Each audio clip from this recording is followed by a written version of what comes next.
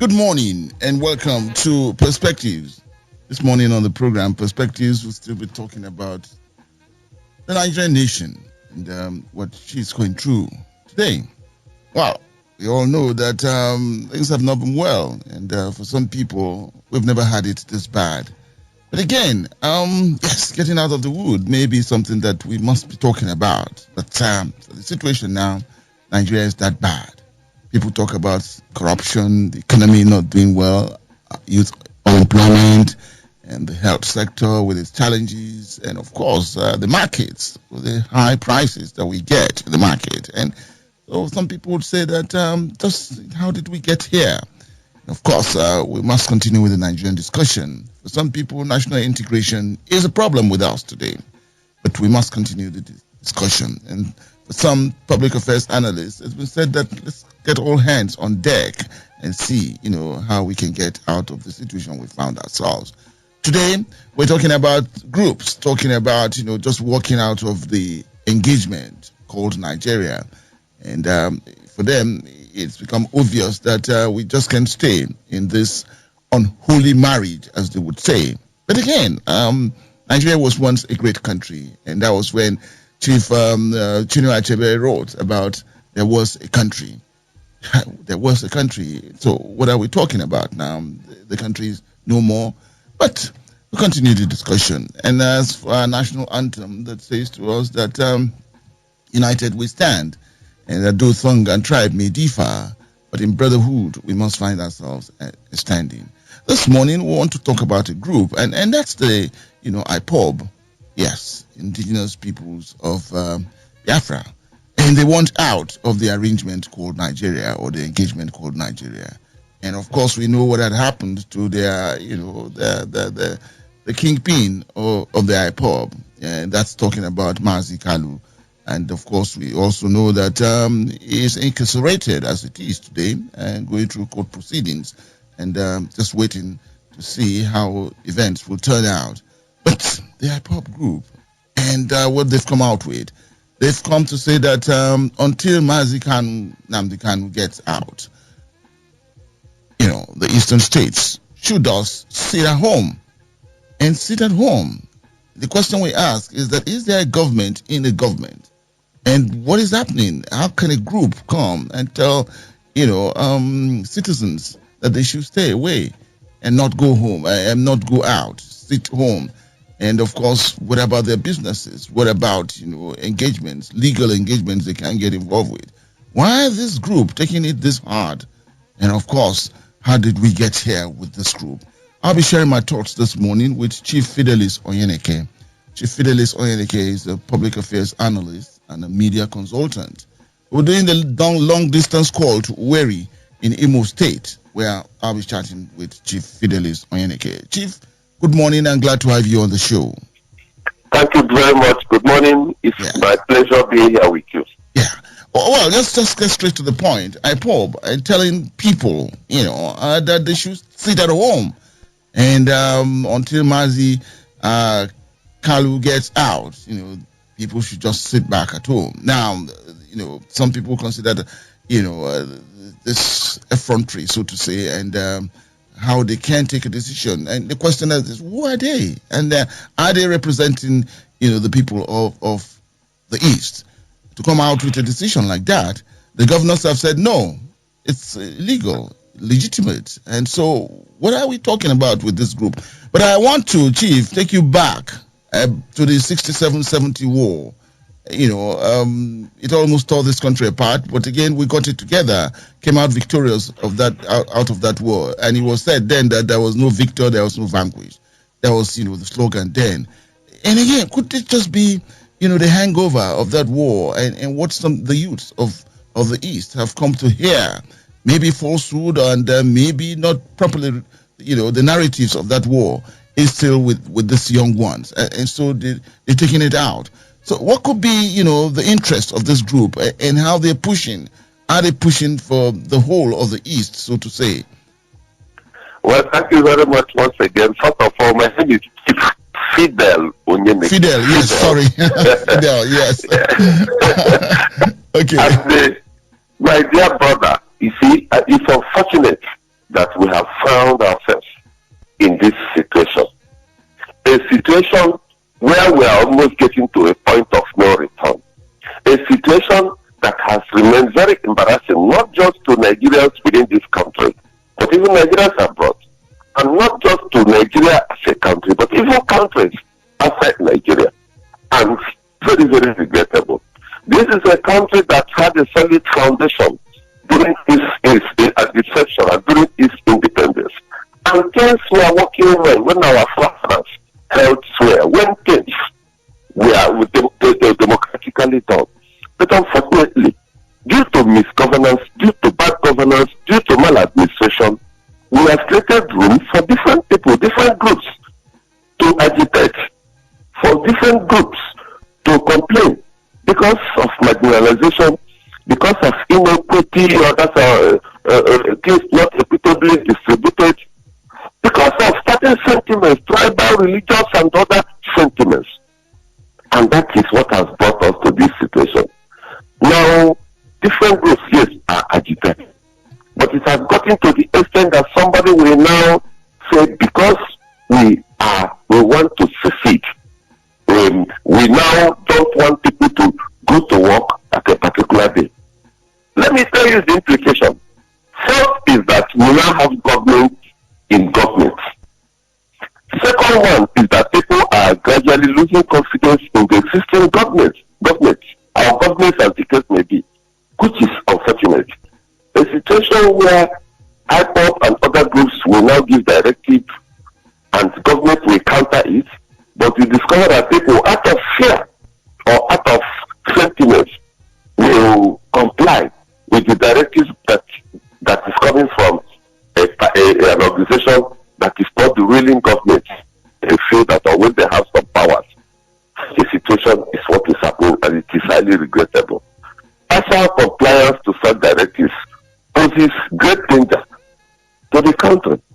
It means that the economy will crumble, politically the country will be in trouble, culturally the government will be in a mess, and so on. So these are results of maladministration. And people kept complaining, but it's really unfortunate that it has gotten to this particular extent. I think everybody must be worried, and it is not good for our country called Nigeria. Mazi Kalu stands out as the arrowhead of this group, indigenous people of Biafra, IPOB. And, for some people, the narration would also be that just how old is Mazi Kalu? Just how much does he know about, the East and what it went through, the war of 67 and 70? And what is pushing him? He's got his following, so to say, and some people say his following cuts across from the young to the old.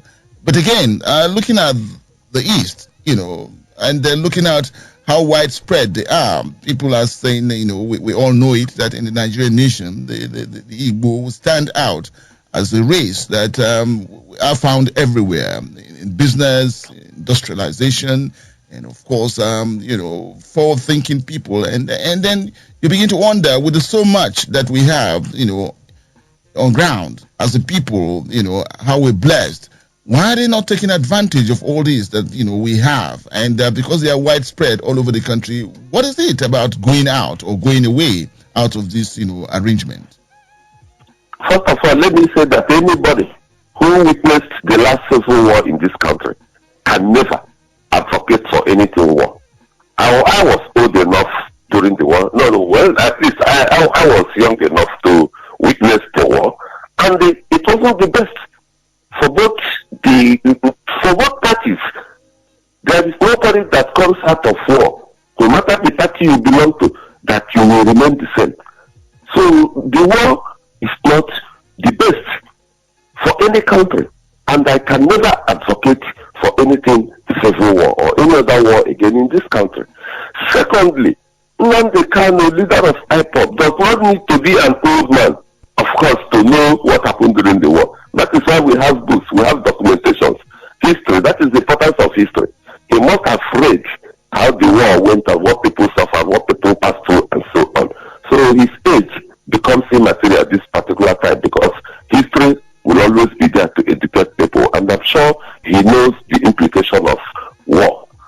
And thirdly, government also needs to be proactive in checking the excesses of certain people, and also being proactive too in ensuring that things will not get out of hand by handling it initially or at a very early stage. Once we miss it, if some people are complaining that, look, you are not getting it right in this particular area, you are not doing the right thing, it is at that particular time that the sensitive government should address the issues, find out why we are complaining, find out why people are agitating, with a view to solving it before it escalates. I want to say that in this country, we didn't get it right. We are not proactive enough to solve some of these problems by not just IPOB, but even other groups, be it Yoruba group, Northern groups, and so on and so forth. When people complain, you don't just be insensitive.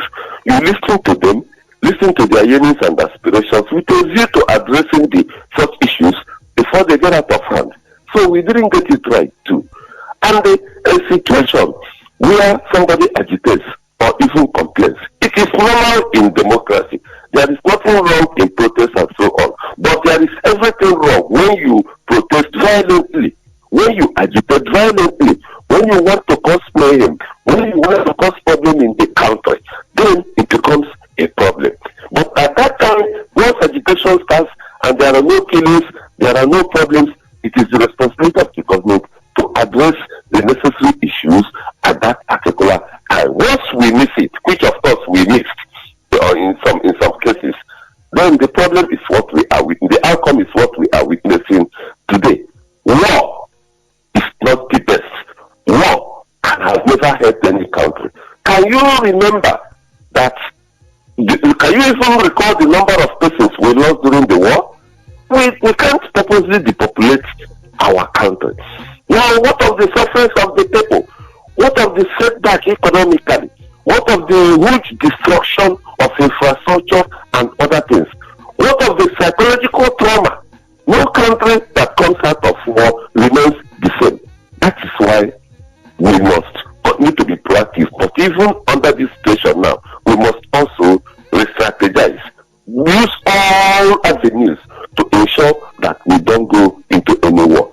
Unity remains the primary thing. Secession can never help. But if you must divide the country or leave your country for another country, it must be done in the most responsible manner, using dialogue, so that everybody will agree. I don't believe in violence. I don't think war will help us in this country.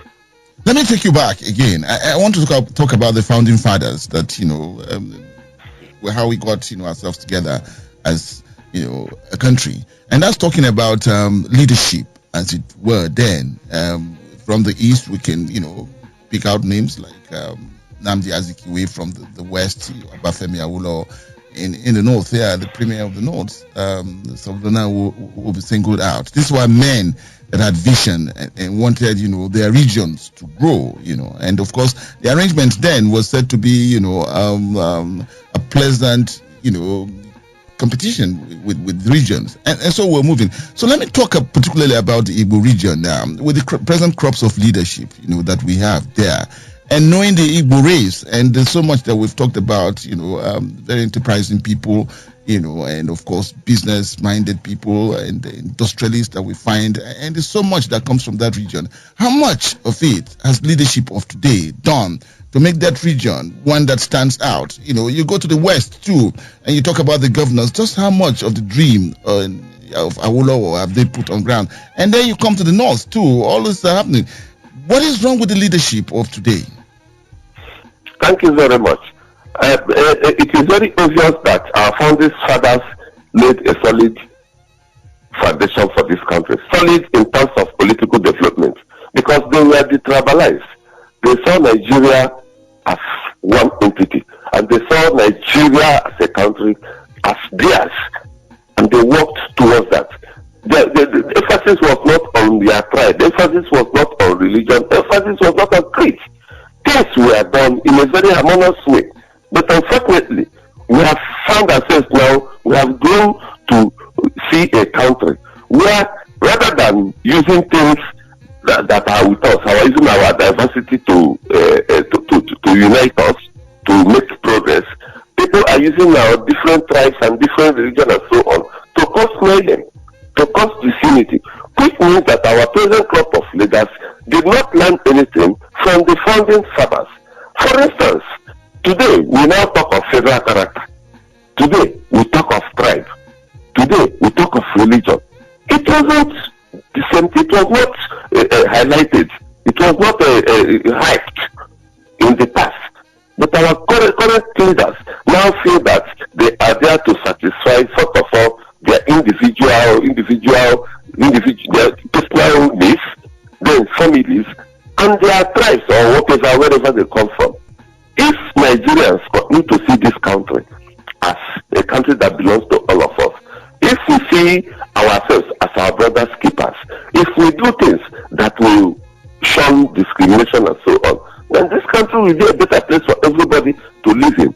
In the past, before immediately after independence, when our founding fathers were still leading, everybody was free to live in any part of the country.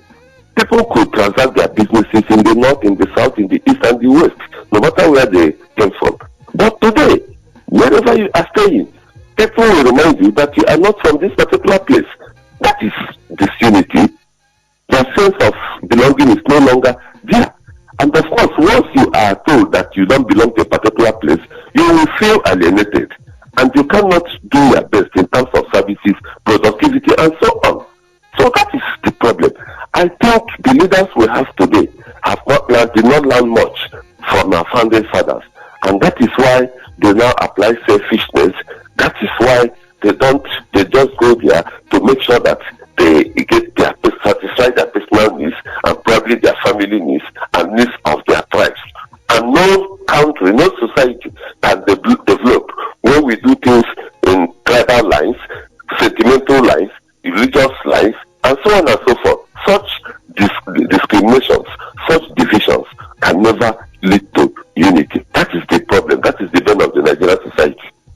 The program is Perspectives, and it's coming to you on Invicta 98.9. And we're looking at, IPOB today. That's the indigenous people of Biafra, and the call for secession. And of course, go further to say that, people should just sit home or sit at home in view of, what their arrowhead or their leader is talking about. That's Nnamdi Kanu, his incarceration, and of course, justice that they want for him.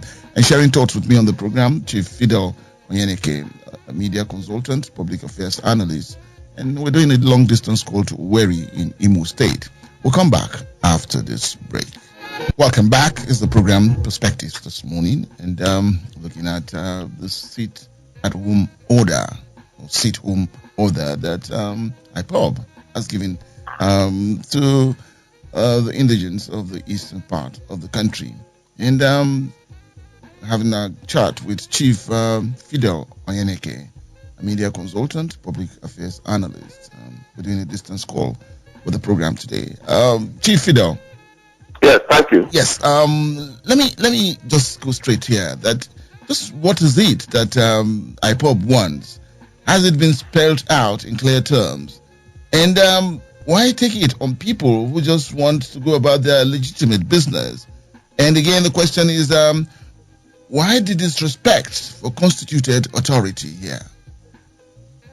No, that is exactly the funny aspect of it, and also regrettable aspect of it. If you have the interest of people at heart, you must do things that will also protect the people. I want to believe that IPOB has all good intentions. The idea of IPOB is probably considering the marginalizations and the problems they feel that the Igbo people have been having, especially in recent times. They now felt that this is time for them for Igbos to be liberated and probably have their own country. But then in agitating, there is no need using violence. Of course, I want to say too that it's not even on record that IPOB have been very, very violent. But a situation where you are protecting the people and you are now saying that every Monday that people will sit at home. Did you consider the implications, financial implications? Did you consider the situation where people who are predominantly traders, farmers, businessmen, and on Monday you want them to close their shops from morning till night? And they create huge losses. We have people, we have women who can only feed when they go and sell oranges, selling vegetables and so on, and make 100 naira. If you deny them that opportunity, even hawkers, for that particular day, it means that you have denied them a lot. So it is not the best to ask people to sit at home. And let me also tell you, the implication again is that by the time people are sitting at home, crime rates will also escalate. What do they do when they are at home? Some people will be tempted to start robbing people, fighting, causing one or two problems. So, like yesterday, NEPO had exams, and when you tell people to sit at home, it will affect the examination of the people. But thank God, IPOB said that they rescinded that of yesterday because it will affect those who are going to write exams. But in spite of all that, they have already issued an order that people should sit at home. Governments of the 4 southeastern states issued a counter order.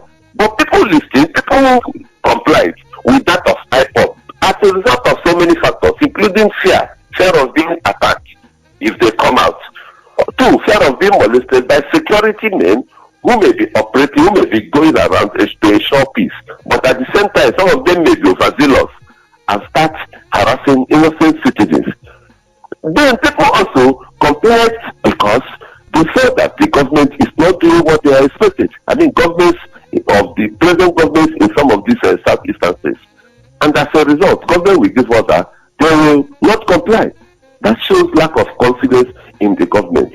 All said and done, I don't think it is in the interest of the people that IPOB says they appear to be fighting for IPOB to tell them to sit at home. Yes, you are enjoying the support of the people. You are enjoying the support of the majority of the people. But at the same time, don't do anything. Don't go to extremes by doing certain things that will also affect the people inimically. Chief Fidel, I also want to bring out, some of the implications that some other public analysts are seeing into, what is happening now. The fear again that it takes away, cordial relationship that people from the East or the Igbo should enjoy in the entire nation by saying that this is how they want to do their own, and a particular group, a government in another government.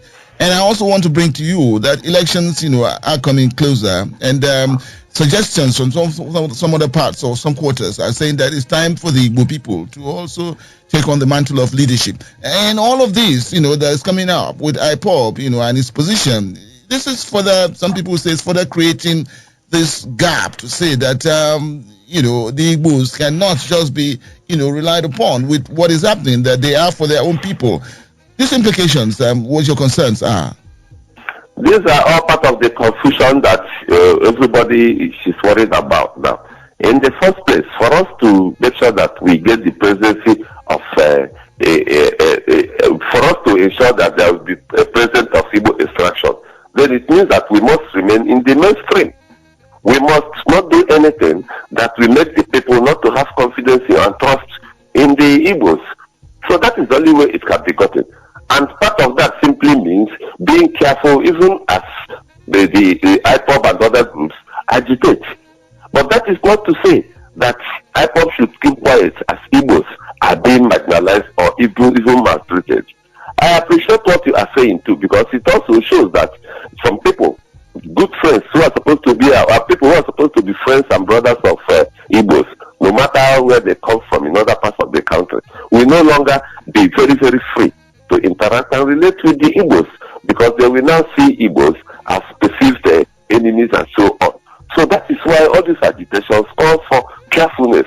We can still get, people can get, a group of people can get what they want, but using non-violent situation, using dialogue, using an approach that will make them people to understand their sentiments, people to understand their plight, and then people to assist them. Nobody can get it right alone. No man is an island. Even when you want to secede, then it can only be through the cooperation of traditional groups, national groups, and so on. It is not something that can be gotten with force, because once force is applied, definitely the implication is that we record loss of life and so on. And by so doing, you will not get exactly what you want. I appreciate your concern, but I still say the solution to this is dialogue.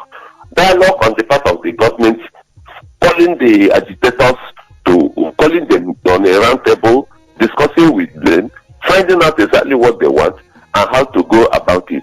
Then another thing is using very, very careful way of doing things. Those who are agitating, to weigh what any action that they want to take. Don't just go take actions because for taking sake. Whatever action you take, you weigh the implication as it affects your people, as it affects your cause, as it affects the entire country, and then as it affects whoever is involved. We keep talking about leadership failure, and it cuts across, from where we find leadership. And so this election, as we get closer to, the elections, do you see our elections giving us the right leadership? Or, and of course, some people have complained that it might just not be at the polls that we get the right people. So talking about getting the right people who will show concern for the country and citizens, how do we find them? First of all, if we don't resolve this issue of agitation, problems here and there and so on, like sitting at home, counter order, government amongst different governments in government, if it is not resolved, it will affect the electoral system. It will affect the next elections. In fact, if it will even, the implication, we start witnessing it from the Anambra elections and so on, because there will be voter apathy. That is the first thing. Before, those who are coming to vote will be those who believe that country belongs to them. Those who have confidence in the government, existing government, and those who feel that their votes will count. If you don't believe that the country belongs to you, if you don't believe that you are part of the country, in the first place, they will not come out to vote. So that is why, first of all, government must do a lot to ensure that they restore the confidence of the people. They win back the confidence of the people to make sure that they create a conducive atmosphere for a conducive election. Then the electoral process itself. People are already tired because in the past, even when they cast their votes never counted. We had issues of manipulations and so on. And even when elections when elections were even won in some places and so on, so many issues spotted the system. And these are the issues that must be addressed to restore the confidence of the people. Now, the agency called INEC and other government agencies that are responsible for election and the electoral system, are they doing the right thing? Are we having enough public enlightenment? Are they really trying to restore the confidence of the people? Nigerians advocated for instance, electoral transmission of results. And somebody somewhere scuttled it. So is it the best? How do we ensure free and fair election? So with all these things, coupled with various forms of agitation and so on, there is no guarantee that we are going to have a successful election come 2023. Even come this year and next year, when we are going to have elections in Anambra State and some other states. They are already being threatened because people will not come out when there is apathy in terms of voters' response and so on. Then what are we talking about? It means that whoever comes out will just emerge as a leader.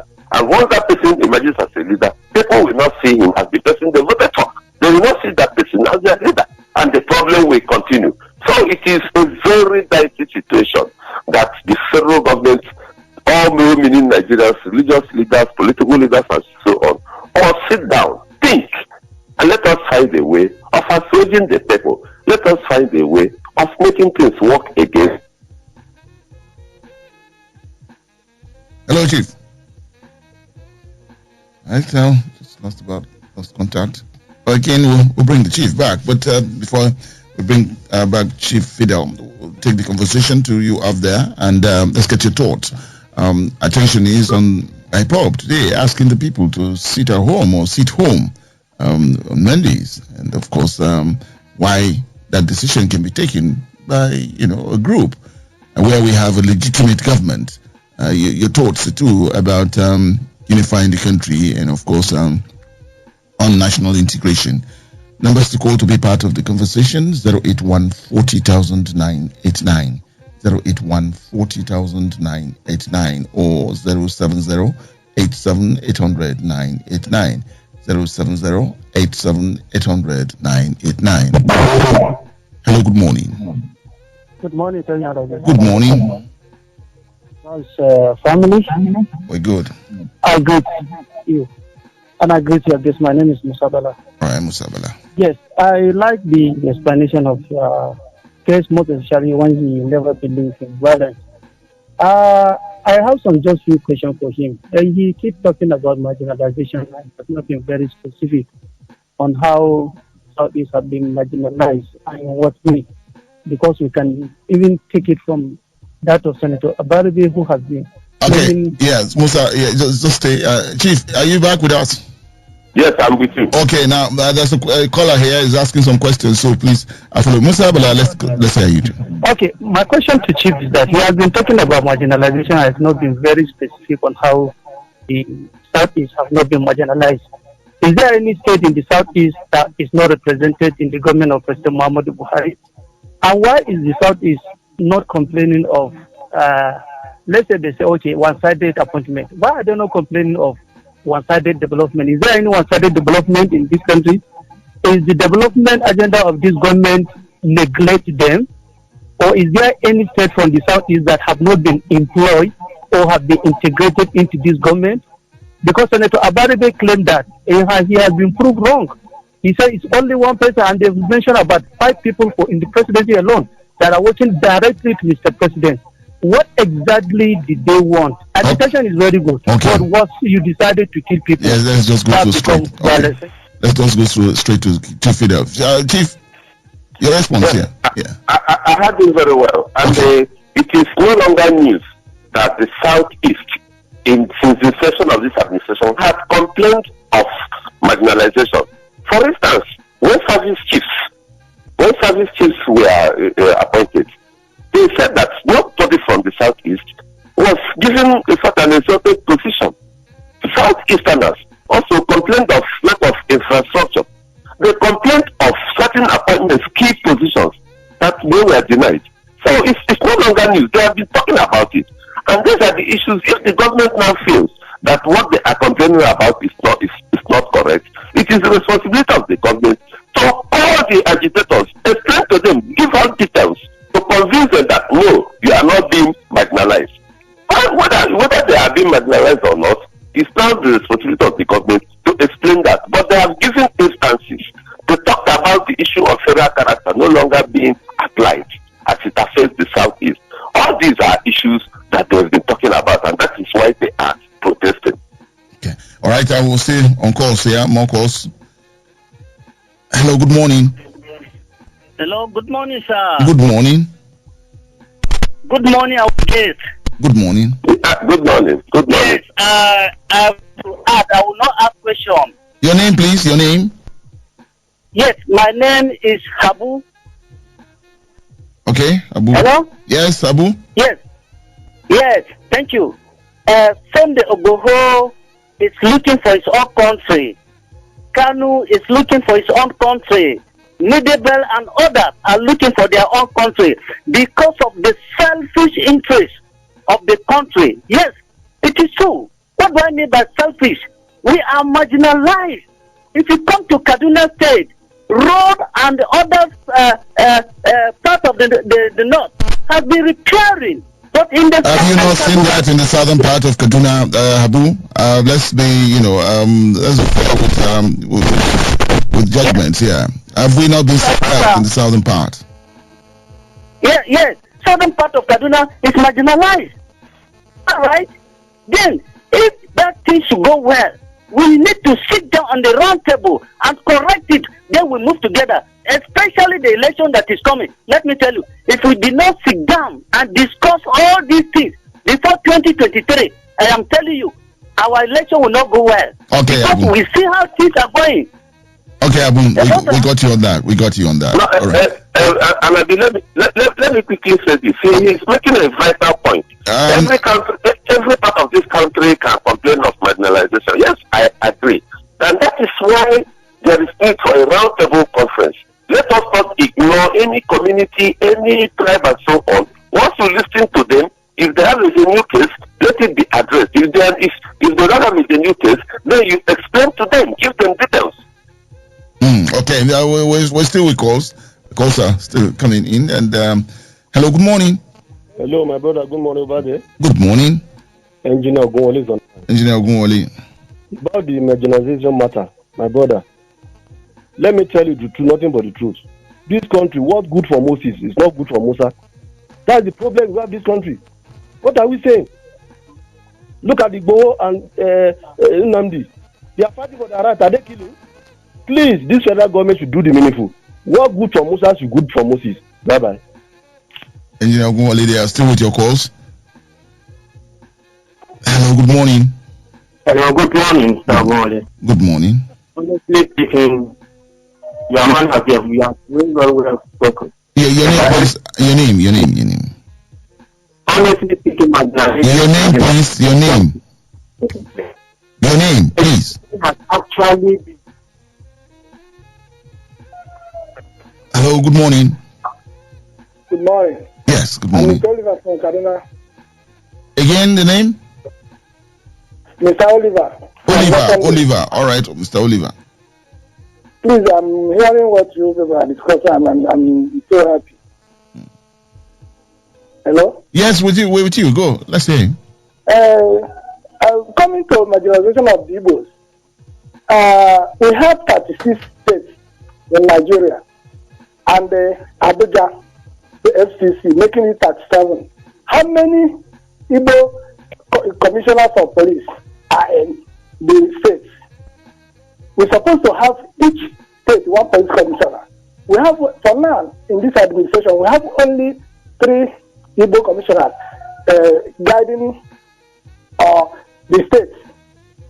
The only 3 Igbo commissioners in the states. Each state is supposed to have 1 in each state. But in the whole 36 states, only 3 Igbo police commissioners are manning states. Is it not a marginalization? Or is there any other thing? So my own observation is that Igbos, the Southeast, are really marginalized in this administration, and it's not good. Okay. All right. We got you on that. I'll take one more call and then we'll come back to our guest. Hello, good morning. Hello, good morning, Alavi. Good morning. I'm Job International. Job International, all right. I think about the marginalization, it should not be something worrisome because President Buhari has stated during his inauguration that I am for everybody and for nobody. So if he favors you, you know that it's for you. If it doesn't favor you, it's not for you. And again, he says that there are people that get involved 95% and 5%. How can he treat 5% and 95%? It was Buhari's statement and his statement. And let me tell you one thing, the issue of marginalization, the top security chiefs, when you are talking of police, IG, GOG, Ethiopia, all these ones, there is no people. I am telling you, out of 22 services, including military and paramilitary, there is none that is Igbo. And when you come back, let me tell you about the marginalization, not only Igbo. The cabinet now, they have about 46 ministers. In the 46 ministers, in the north have 28 ministers. But only 2 are from different tribes, which is Talent and Tosakumi. Is it not marginalization? Can you go to Jaraba and take another tribe against Jukun or other Takute? Or can you go to Kogi and take another tribe against Igara or Idom Gaha? So you can see the marginalization is on. The issue we have is that we Nigerians, we voted people with extremism background all over. I had a announcement today, we are saying that they should declare bandit terrorists. If they declare bandit terrorists, what about the one in government? That they have sympathy for Bin Laden and Hezbollah. Okay, Job International. So the background there is that they have come with different things. Thank you and God bless. Okay, Job International there. And just to add to what we have, this is coming from Facebook and it's coming from Buba Umar Kaza. He's saying that government should, watch out keenly the support given to IPOB about sit at home order. That's from Buba Umar. And so, Chief Fidel, the callers there, and then you just give us the last lines there. Yes, I listened to them with rapt attention, and I think they've all expressed their opinion. Everything points down to the fact that marginalization is one of the major causes of what we are facing today. Without marginalization, there will not be agitation. And that is why I want to once again ask the federal government to convene a meeting of all leaders, be it political, religious, traditional leaders, and so on, even leaders in the various professions and the technocrats, to come to a round table, if possible, bring in the representatives of some of these people who are agitating. Discuss with them. You already know the issues. Then strike a balance with them and they amend certain things, make certain amendments. This country belongs to everybody. If it belongs to everybody, then it means that whatever decision you are taking must affect everybody positively and of course negatively, which at times happens. And you carry everybody along by ensuring that positions are equitably distributed. Let there be a re-engineering and revigoration of certain things. Let there be a rearrangement so that certain places that are lopsided in terms of appointments, in terms of responsibilities, you change them and give everybody a sense of belonging. It will go a long way in thousands nations before the other issues. And I want to tell you that there is need for our political leaders to guard their utterances. The way they speak, the way they talk to people, at times they infuriate people, they make people. What makes you an elder, what makes you a political leader is the type of speech you make when there are problems. Whether we like it or not, this country is already sitting on the gate of power. And the only thing anybody can do, the responsible person can do to help the situation is by guiding his or her authorities. Making statements that will down tension rather than statements that will further aggravate the situation. And that is what we are witnessing today.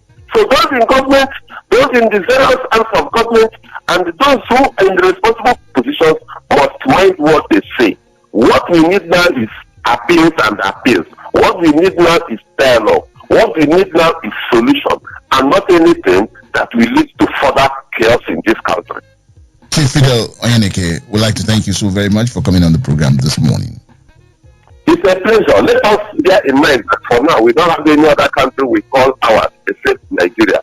And we must make things work in Nigeria. It is our joint responsibility. Be you in the media, be you wherever you are a businessman, realize the fact that if there is food, that affects everybody, not one person. Hunger, the things will come and there are no bounds. But if there is peace, everybody will enjoy and the country will have an enhanced development. Thank you there. That's about the size of it on the program Perspectives this morning. We're looking at the IPOB order that people should sit at home for Mondays in sympathy with what the Arrowhead was talking about, Mazi Nnamdi Kanu is going through. Well, Nigeria, for us, we can make it better. I'd like to thank my colleague, Job Daniel, for connecting with the people this morning. Wisdom for putting us in the pictures. Good morning.